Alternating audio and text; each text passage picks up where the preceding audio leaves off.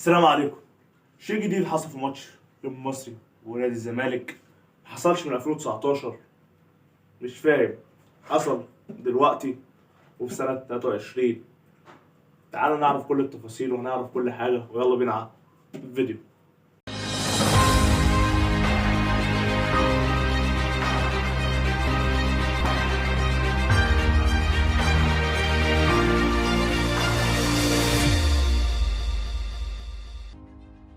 احنا مسا على اخواتي وحبايبي، عاملين ايه؟ يا رب كلكم تبقوا بخير.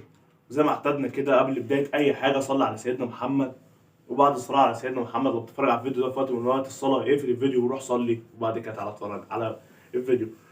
انتهى ماتش الزمالك والنادي المصري في الدوري، انتهى بمصلحه النادي المصري 3-2. بجد مش عارف اقول ايه، 3-2.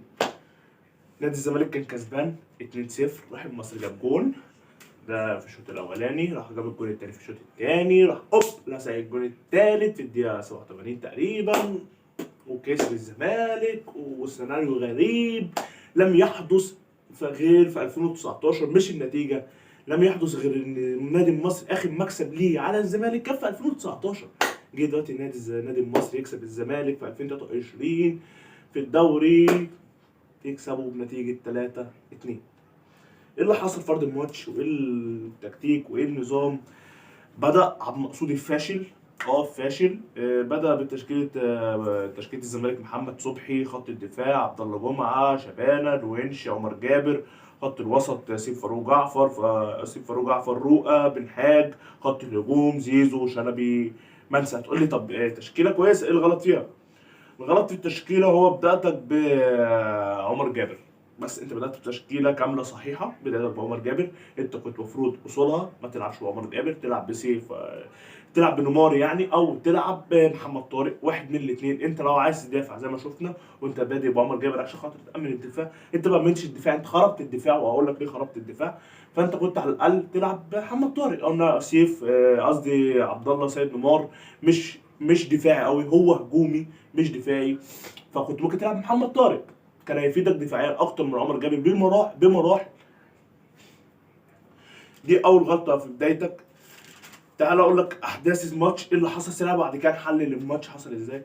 بدا الماتش جون في الثانيه 13، جون عكسي. رفع الكره سيف فاروق جعفر والمدافع بتاع المصري جاي يشتتها، فحط الجون في نفسه. بعد كده الزمالك جاب جون في الدقيقه 20، ناصر منسي بصناعه شنبي وناصر منسي اللي حط الجون. واحلى تحيه لناصر منسي واحلى تحيه لمصطفى شنبي، عاملين اداء رهيب. بعد كده جون للمصري في الدقيقة 25، جريندو حط الجون. هنتكلم على الجون ده، خليك فاكرين الجون ده هنتكلم عليه.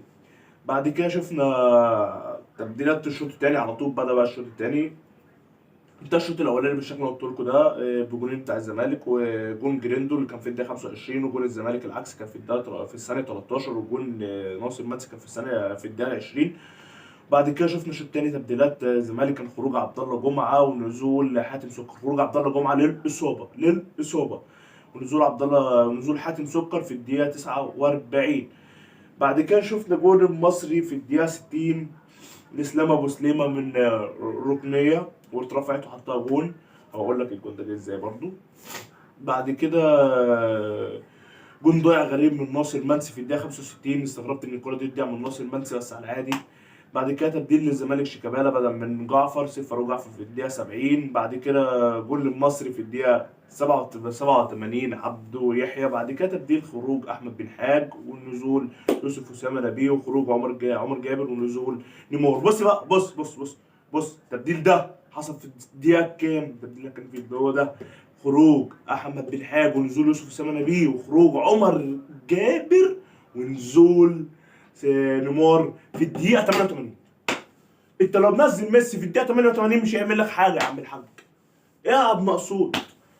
بدات بعمر جابر بدايه غلط، قلنا ماشي عادي، الماتش في اوله هيعمل غلط فهيعدل في الشوط الثاني على طول، هنبدا نلاقي سيف قصدي هنلاقي نيمار نازل على طول في بدايه الشوط الثاني. بدانا ما لقيناش نيمار نازل، قلت يا عم في الدقيقه 60 هينزل نيمار ومحمد طارق. الدقيقه 60 ما جت ما لقيتش، الدقيقه 70 جت ما لقيتش، الدقيقه 80 ما نزلوه في الدقيقه 88. هل انت هتقدر تعوض في الدقيقه 88؟ انت بتقول يا عم مقصود انت بتعمل ايه يا حبيب قلبي؟ يا بابا تاني حاجه، تعالى بقى واحده واحده كده من الاول خالص. سيبك في التشكيله قلنا بدايه عمر جابر كانت بدايه غلط، كان مكانه يا اما سيف، يا اما عبد الله نيمار، يا اما محمد طارق. تمام. بدا التشكيله كام 10 لعيبه صحيح ما عدا لاعب واحد اللي هو كان عمر جابر، كان المفروض يطلع ما يبداش بيه نهائيا. تعالى بقى اقول لك، انت المفروض بعد ما جبت الجون اللي هو جه العكسي، انت كنت المفروض تستحوذ على الكوره. انت ما استحوذتش على الكوره، انت كنت بتحلق على الكوره، انت مش عايز، انت كنت واقف في خط الوسط بتاعك مش عايزهم يوصلوا لجونك. ليه يا عم مقصود؟ ليه خايف تطلع تضغط ضغط شرس؟ انت لاعب بسيف، سيف رو جعفر حلو في النقطه دي، يقدر يعمل لك الشكل ده، ومع روقه يعني روقه ممكن يزق شويه.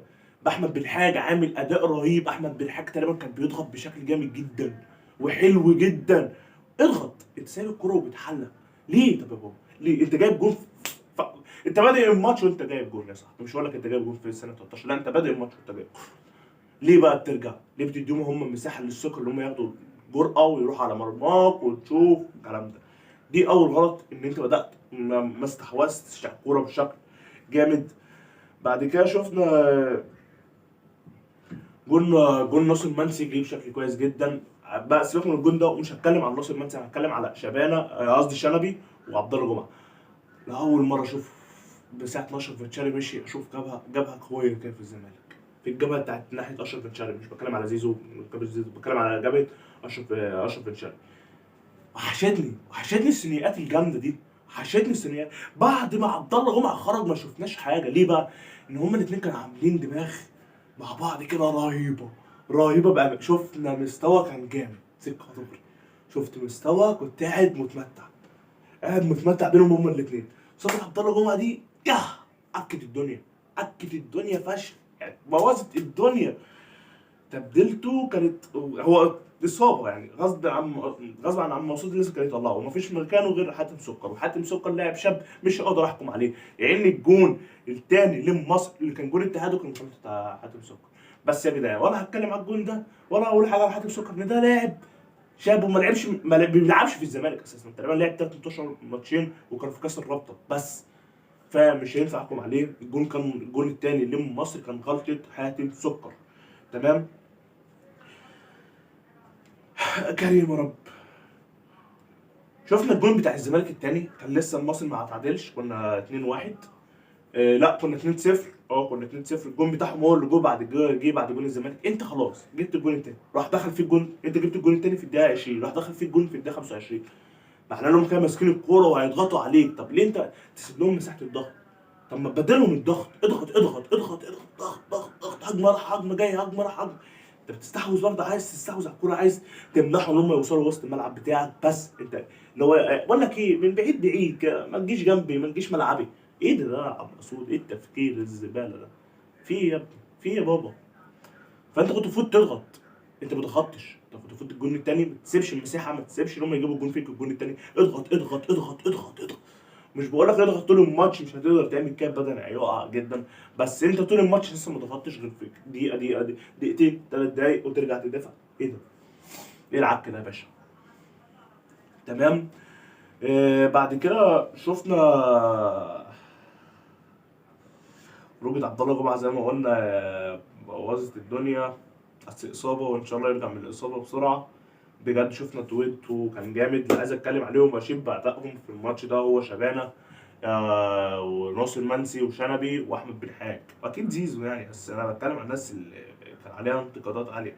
شبانه انا عايزك طلب واحد بس، حاول والكره جايه لك تكون انت واخد القرار، مش لسه هتستلم الكره وتقعد تفكر وهبص مين ده فاتح، لا ده ممسوك، لا مفيش وقت يابا، الكره تحت رجلك، عندك تفكير سريع. حاول تاخد النقطه دي من الونش بيحضر الكوره، يا اما يلف يباظي على طول عاليه طويله. شفنا كذا كوره من الونش كان بيعملها بشكل هايل. فحاول تكون سريع في اللعب شويه. بس ده تعليق عليك شنبي. انت بدات تقدم مستويات هتخلي جماهير نادي الزمالك تثق فيك شويه. بدات، فكمل على المستوى ده، ومش كمل ان انت تفضل، لا كمل انت، تبدا بقى للاحلى والاحسن. عبد الله جمعه انتوا الاثنين عاملين زاويه كانت هايله، بس يا عبد الله يا جمعه انت ظبطت الهجوم، لسه ما ظبطتش الناحيه الدفاعيه. انت الناحيه الدفاعيه كنت مش جيتش، انت كنت بطيخه. الناحيه الدفاعيه عايزه تثبت عندك شويه. تمام، ده كده كلامنا على شنبي وشبانه وعبد الله جمعه. ناصر منسي انت بتطلع نار من بقك يعني. انت جاي الزمالك بتطلع نار.